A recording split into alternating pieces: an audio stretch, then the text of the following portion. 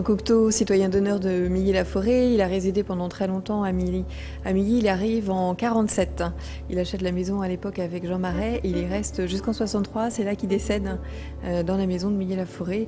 Et il y a encore quelques habitants qui ont des souvenirs avec lui. C'est une personne finalement qui était ravie d'habiter ici et qui était un citoyen normal, si ce n'est qu'il était très très connu à l'époque.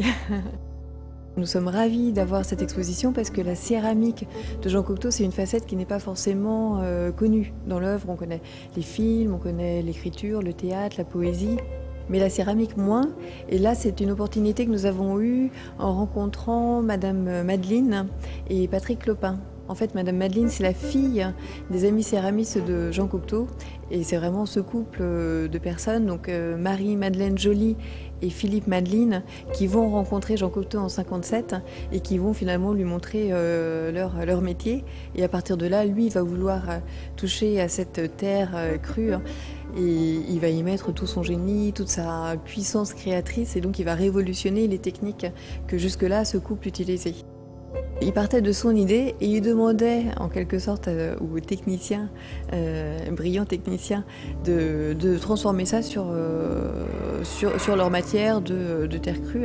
Donc il y a notamment pour une reproduction de pastel où il a fallu qu'ils cherchent un petit peu comment reproduire ce côté granuleux, vraiment du pigment déposé.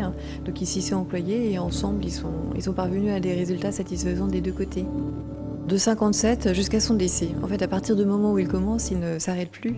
Et ça nous rappelle un échange fameux entre Picasso et Cocteau. Picasso l'ayant prévenu en disant « Si tu mets une céramique au four, tu es perdu ». Et Cocteau a répondu quelques années plus tard « J'ai toujours eu le goût de me perdre avec des lys ».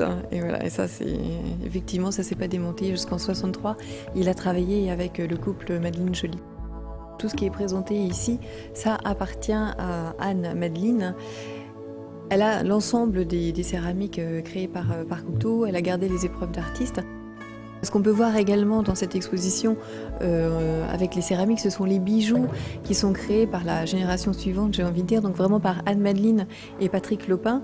Alors c'est toujours à partir de dessins de Cocteau, mais au moment où ils ont commencé les bijoux, Cocteau était décédé, donc c'est vraiment Monsieur Dermite qui a validé le projet, donc tout ça est dûment validé par l'équipe Cocteau en quelque sorte.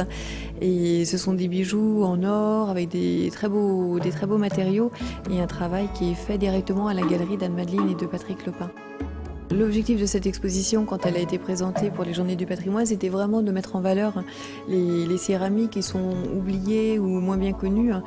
Et l'objectif a été pleinement atteint puisque la plupart des gens nous ont confié leurs impressions à la sortie de la visite ou dans le livre d'or. Et vraiment, ils sont enthousiastes parce qu'on retrouve tout l'art de Cocteau et notamment cette beauté du trait très épuré sur une technique nouvelle.